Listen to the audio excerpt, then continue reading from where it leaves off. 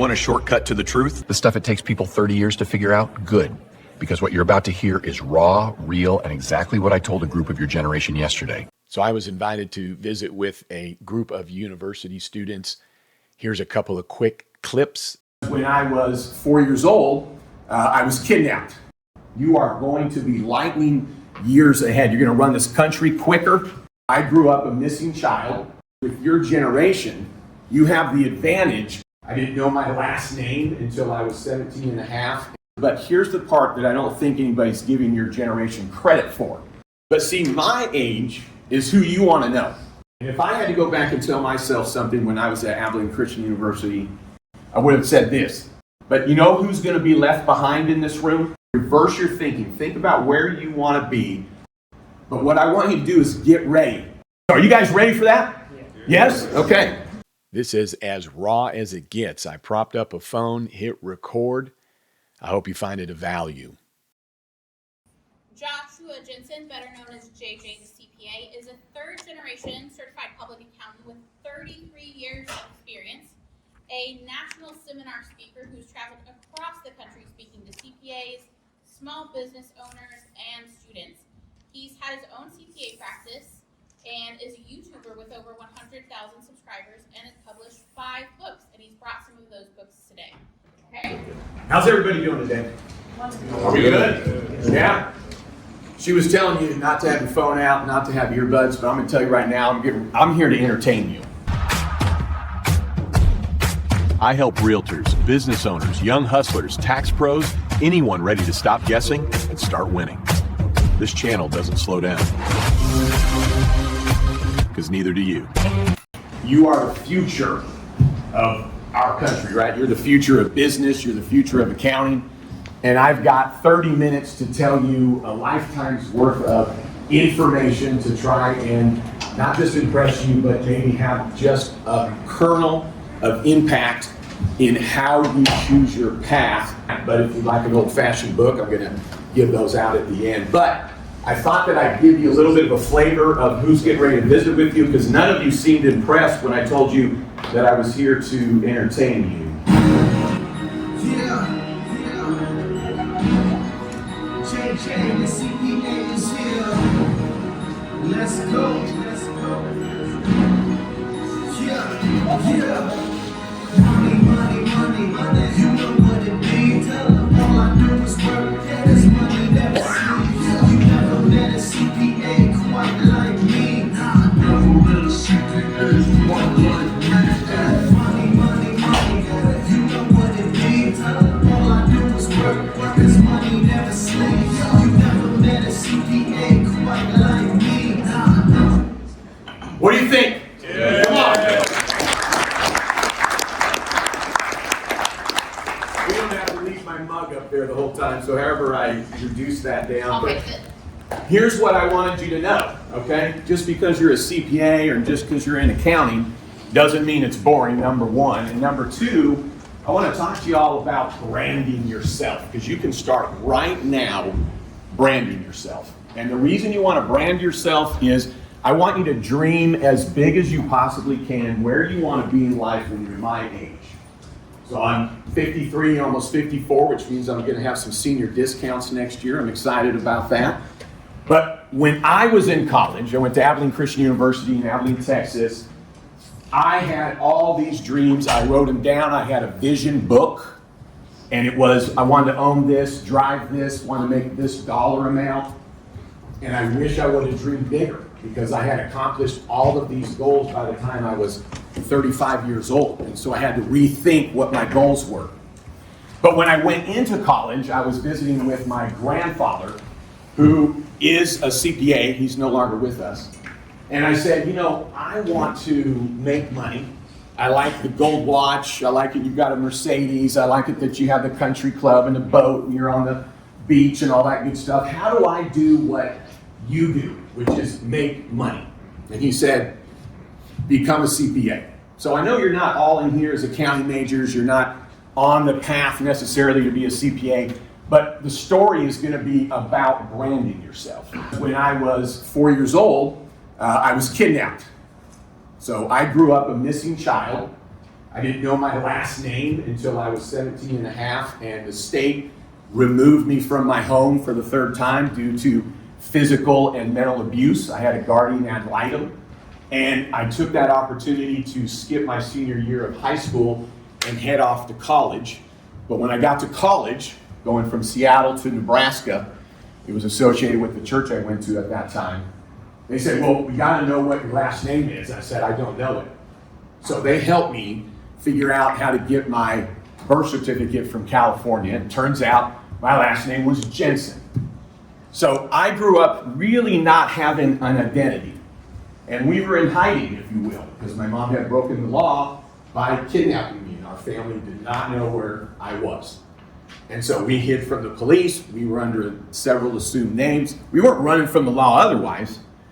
But unfortunately, my mother had a very severe mental illness that caused her to think we were in danger, and so she thought she was protecting me. But here's what I want you to know, is that when I went into college, I didn't even know my last name, okay? I just knew I was Joshua. So now I've got the last name Jensen, and by connecting with my birth certificate and tracking now the ability to find some family, and I found the rest of them when I was 25, I had to start thinking my freshman year of college, well, who do I want to be? And what do I want to accomplish in life now that I actually know my last name? And in talking with my grandfather, who was a CPA, what I latched onto was there is already an image, a reputation of a CPA, a certified public accountant. And so I was like, well, I'm going to start there because I don't really know who I could be. I don't have any family. I don't have any money. And so if I want to now invent who I am, and if I want to become somebody, then it's all up to me. And I looked at the CPA as a way to help brand who I was, because what I was looking at is, where do I want to be when I'm married, when I have kids, when I'm older? What kind of car do I want to drive? And all the materialistic things that an 18-year-old is going to think through. But the branding, okay, is what you just saw there. JJ, the CPA, right? I'm a CPA, and my name is Joshua Jensen. That's simple a branding. So it might be that you wear a big belt buckle, or a hat backwards, or you love the color blue, or there's a word that you like to say all the time. But there's a way you can brand yourself, whether it's in the description in LinkedIn, or how you meet people and what you say before you leave. But start branding yourself now. Why? Because let me tell you this, and Renner, we're trying to figure out how you're a family, because my daughter-in-law's brother, this is Renner Starr, we were having lunch here before. And what we were talking about is, with your generation, you have the advantage of AI, you have the advantage of technology. And one of the things, though, that's led to, that's probably not a secret, is what you were telling me, is that you don't necessarily as often have personal relationships, as in maybe with older business people or people in the community, probably with yourselves. Would you guys agree? Right? You probably don't find as much opportunity. You probably see your parents, that they're hanging out with people more often. But here's the thing to know, is if you will think where you want to be in 10, 15, 20, 30 years, and there's a way that people can remember who you are starting right now, before you know anything, before you know anybody really, as you move up in life and in the ranks, I want you to think, though, through, who do you want to be like? What kind of profession do you want to be a part of? And the greatest way to do that is to ask a lot of questions. So when you're out and about, and you're busy with people, whether it's at Eskimo Joe's, or at church, or the synagogue, or hanging out with your friends, or professional groups that you're in, ask a lot of questions. And why? Because you don't need to know anything to ask questions. But see, my age is who you want to know. Okay? Now listen, I'm not hiring, so I'm not here to recruit you. Okay? But you want to know my age.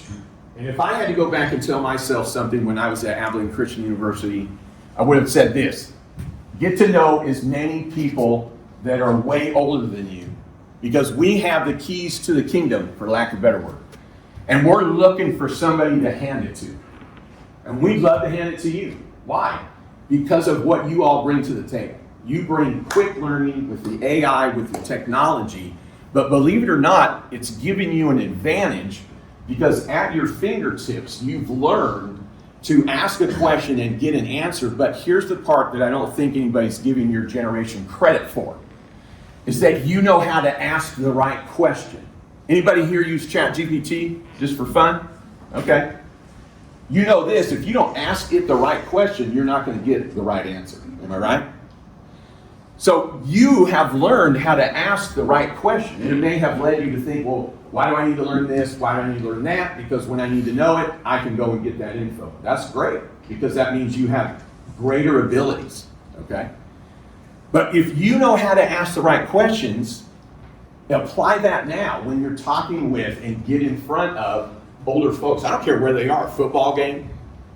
Ask questions, because what answer are you looking for? I'm assuming, right?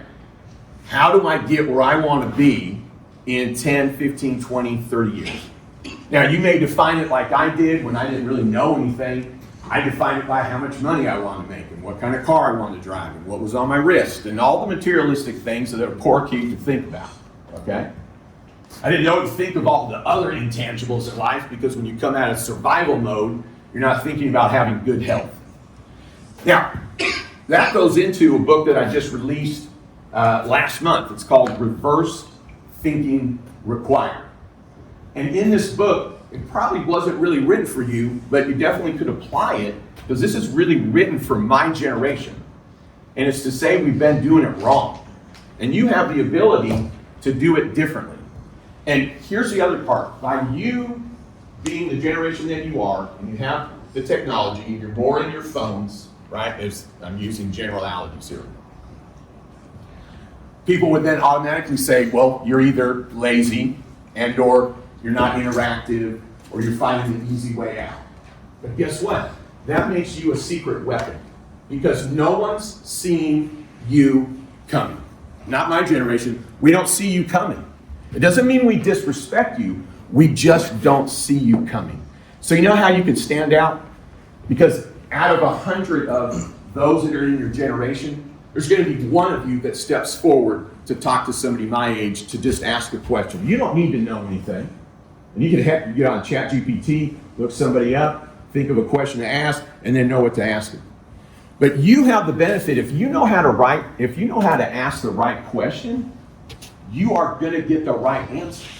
In my generation, we don't know how to do that. Why? Because we had encyclopedias. We had to think it up on our own, right? So you have a massive benefit. How do you convert on this benefit? By taking one step forward and visiting with people that are older, that are ready to hand the keys to the kingdom to you. Now, I've had my own business for 30 years. I still have it. And I have had so many young folks that have come and worked with me that, we didn't even work a ton of hours in my firm, in only a few months of the year. So I don't think we've burned anybody out. But, people just don't stay in the profession, or they go and start their own CPA practice. But I'm just saying, in 30 years, it's just still me. All right? I've had somebody who was with me 12 years, and he decided they wanted to go and get into a completely different profession. Only to say this, my generation has no one to hand the keys to. We do not have somebody to hand the keys to. If you start looking at businesses, especially in Oklahoma, and you're interested in owning that business or being a business owner or a partner, because that's my opinion, where you're going to have a wonderful, fruitful life. I hate to say it, but money does help the world turn. It provides opportunity for you, your kids, your family, right? But the thing is the generation between mine and yours, okay, they are absent. And what I mean is they're absent from us. Okay, I'm not talking about in every single circumstance.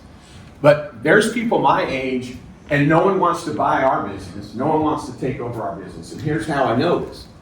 The CPA profession, for those that are accountants, I got to meet Caitlin and Sonny. Here's the deal. 75% of CPAs are going to retire in the next 15 years. We only had about 18,000 new CPAs in the last year in the entire United States of America become CPAs. We're going to have a 300,000 shortage of CPAs in the next 10 to 15 years. That's my example to show you my generation has no one to give this tax practice to. So right now, just in the area of Edmond where my practice is, we've got 6, whether they're CPAs or tax professionals, that have either passed away or retired, and they had no one to give their practice to. Couldn't even give it away. Doesn't mean it's not of value, but there's no one to give it to. So for those that are going into accounting, let me just tell you, there is a massive, massive opportunity for you. But how are you going to take advantage of that opportunity? Well, do what I did. So when I got out of Abilene Christian University, one of the things that I learned was, I said, can I visit with the owner? So I was going to work for a CPA firm downtown Dallas. It had 85 CPAs. It was called Blue Avery, last name Avery. And here I am, this punk kid. By the way, I graduated college a year early because I wasn't making any money. My senior year, I had a paper route. I worked all night at state school and was a part-time manager at an Italian restaurant. So I was ready to just get out and have a full-time job. But I said, I'd like to visit with the owner, the partner, Mr. Avery.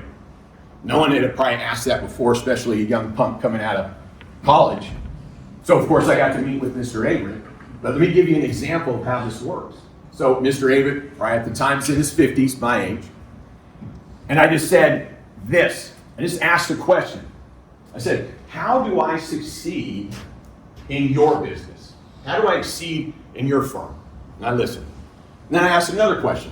If you had to go back and tell yourself one thing when you got out of college, going into a CPA firm, what would that be? And I learned everything that I needed to know about Mr. Avery, and he learned everything that he needed to know about me, which was that I was unique and different. But you know what he told me was, he said, the only way you're going to make real money in accounting is you got to know how to bring in business. So I got a salary of $24,000 a year back in 1993. That was good pay. It was a going rate, 24 grand. Well, within 6 months, he had taken me on visits. He had taken me to a bunch of different professional games and showed me how to bring in clients, how to bring in business. So here I am, 22 years old, and I kind of stumbled across it. Every blind squirrel is going to find a nut, right? But I learned how to bring in business because this man who had over 125 employees, 85 CPAs, saw this young man, me, that was interested in what he did, and by stepping out, even back then, and just asking the questions and aligning myself with him, and him showing really what he thought was valuable. Yes, it's valuable debits and credits and how to actually do a tax return, but how do you make your business work? You gotta have clients. Well, I ended up bringing in a client that was $250,000 of annual billings, and back in 1994, that was even more than it would be today. And they never had this happen before, having a staffer. I wasn't even a CPA yet. But the managers were told, hey, if you bring in business, you get 10%. I ended up getting $25,000 in quote unquote commission or bonus for bringing in a client that I couldn't even work on. And Mr. Avery couldn't have been more happy. And he was ready to hand the keys to his kingdom over to me. Now, he did know I wanted to go out and start my own business, have my own practice. But there's an advantage that within 6 months I had leapfrogged. In fact, the staff had complained that Mr. Avery was spending too much time with me. So from the perspective of what advantages you have, and what maybe our generation unfortunately would see as a disadvantage or as a negative, for lack of a better word, that's your secret weapon. Not only do we not see you coming, like I said, but you know how to ask the right question. And I think people don't understand the value of that. I taught a whole seminar on you're never going to get the right answer if you don't know how to ask the right question. So you know how to answer. And then even better yet, I love AI. I have conversations with AI. It's been great for my YouTube channel as well. But AI helps also you whittle down in the technology and everything you have at your fingertips to come up with that right answer. So here's the other reason I'm telling you all that. Start asking yourself the questions that you know so well how to ask, whether it's to ChatGPT or even better yet to my generation. Okay? Not saying that you shouldn't talk to people in their 20s and their 30s and their 40s, but the people in the 20s and 30s, they don't have anything to hand over to you yet. They're still making it. It's my age that we're looking for somebody to hand it over to. And I'd rather hand something over to you that's young, you got energy, you don't know anything necessarily, because I can probably show you the best way to go, and you're going to be moldable, and you're going to make it happen. Now, luckily for me, my son has joined my CPA practice. So I didn't expect that to happen, so I feel very honored by it. But he started his college career here at your great university, had his freshman year here. But here's something that I didn't do right, that I'd love to tell you to do differently, and I'm going to tell it to you in a way that you probably never heard before. But it's going to come from this experience. So on October 13th of 2021, which is a little over 4 years ago, and it's the inspiration of this book here, Reverse Thinking Required, I had a stroke. Now, you might be young enough to not really know what that actually means, but I couldn't feed myself, I couldn't do math in my head, I couldn't work a computer, okay? I didn't have any brain damage, so I knew how to still speak. I actually taught seminars still, but I couldn't work anything. So my son, being up here, the upcoming tax season, he came down 3 days a week, and he was my hands. So I would sit next to him, and I could tell him how to do a tax return. I couldn't look at the screen because I'd get confused. But he sat right next to me, and he prepared hundreds of tax returns with me. And what that led to is going into the next school year, he said, I think I just want to go down to UCO so that I can be right next to you, so that I can come work with you more. By the way, I still needed his help.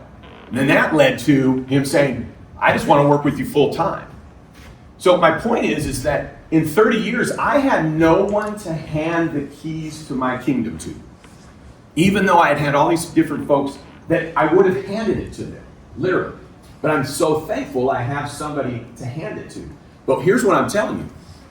What I told my son is what my grandfather told me. If you're going to make money in the accounting world, you got to bring in your own clients, okay? Well, this guy started cold calling on Facebook and bringing in fellow college students or new businesses, and word got out, and now we've got people that are knocking on the door. It doesn't have anything to do with us, but there is so much business out there in the tax world because CPAs, enrolled agents, tax professionals retiring. There's no one to help him. Because he found opportunity, he stepped forward, and you know what he's the king of? Is asking questions. So when he's sitting across from someone that's 40, 50, a doctor that's been a doctor or a surgeon for 20 or 30 years, I just taught him, just keep asking questions. Doesn't matter if you know the answer, ask another question. Doesn't matter how complicated it is, ask another question, get it as far as you can, and then bring it to me. He doesn't even need me anymore. By the way, he doesn't even have his degree yet because he's working so much. He's had to slow roll getting his degree, and I'm all for it, because it wasn't until actually about 3 months ago that I could do math in my head, okay? So I've still had some struggles there. But in that reverse thinking required, I'm going to say this minorly in closing, and I do want to talk a little bit about career paths, is this. Here's what I wish somebody would have told me coming out of college. Because right now, it's probably an obvious for you. You're probably doing it, no problem, and/or you're in such great shape that you don't think about it ever. But I would say, I could be wrong, that your generation also being maybe a little more in tune with yourself, you're probably in better health than other younger generations maybe. But here's what I would tell you. If you don't have your health, okay, you don't have anything. Because on October 13th, 2021, I almost died, right? I'm in the hospital. And if I didn't make major changes, they said you won't even make it to the next April 15th. And here's what that means. Don't hear it as you got to be healthy, but here's what I want you to hear. And society will not tell you this, and certainly not in America. Put yourself first, okay? You know what, though? Your generation's already being pointed at as this is a generation that's going to put themselves first. Good, because you're going to be the greatest generation this country's ever seen. Why? Because you're going to have your priorities in play. You're going to have the opportunity to ask the right questions. If you're in the right places and you are seeing that opportunity, you're going to take over the kingdom twice as fast. You're going to surpass those that are in their 30s and their 40s. So get ready. But the thing about putting yourself first is this. I'm not talking about me time, and I'm not talking about putting yourself first in a selfish way that hurts somebody else. But I'm talking about with sleep, with what you ingest, both what you drink, and I'm talking about water and food. So on October 13th, I weighed 300 pounds and had been weighing 300 pounds for many, many years. Won't tell you all the other statistics, may not matter to you, but I had a high blood pressure. And long story short, I had to change everything in my life. I had to downsize because without my health, I couldn't do as much as I did. But let me just tell you this. I have, and it's not for sale because my son's going to get it, and don't hear me as telling you this from a direction of braggadocious, because your parents are going to make more than me, but I'm telling you to just be transparent. So I only have 40 clients, okay? Now a client is maybe more than one tax return, but I have 40 clients, all right? And the systems that I've come up with that are in my book, finally putting myself first, my health, my weight, and putting in systems and getting the right help. This upcoming tax season, and this probably isn't going to be significant if you don't know about tax seasons, but without a doubt, I will not work more than 2 hours a day during tax season, okay? Because I have the right group of people, but I had to put the right systems in play. But you know what? I wasn't really able to do that until I put myself first. I was always putting the client first. And that meant I had too many clients. I'm going to bring it all the way back to say, put yourself first. Be selfish. Be selfish with your knowledge. Because here's why, in closing. Here's why. The healthier you are, the better you've taken care of yourself, and I don't even mean physically. I'm talking about financially, finding opportunities, seizing opportunities, and in win-win situations, the better you are for everybody around you, right? So actually by putting yourself first, by being selfish for your time, your effort, your knowledge, your sleep, how much you make, your family, all of that will make you better for your family. You'll be around longer. Because here's what my goal is now. You know what my big dreams are? My son and my bonus son both got married this last summer. I got goals now that just circle around grandkids. Right? I want to be around for that and provide for them. So when you are now thinking through, I want you to dream big. I want you to reverse your thinking. Think about where you want to be and reverse it all the way back. But you know who's going to be left behind in this room? You know who's going to be left behind? Is the ones that didn't step forward, didn't see the opportunities, didn't ask the questions to people, only to technology, and weren't there ready for the keys to the kingdom to be literally handed over to you. It doesn't mean it's easy, right? This doesn't mean you get to be lazy and there's an easy way out of this. But what I want you to do is get ready. Because when you're 30, it's going to be like what we were doing when we were 45. You are going to be lightning years ahead. You're going to run this country quicker, right? So are you guys ready for that? Yes? Okay. I'm always a resource to you all. And thank you for having me.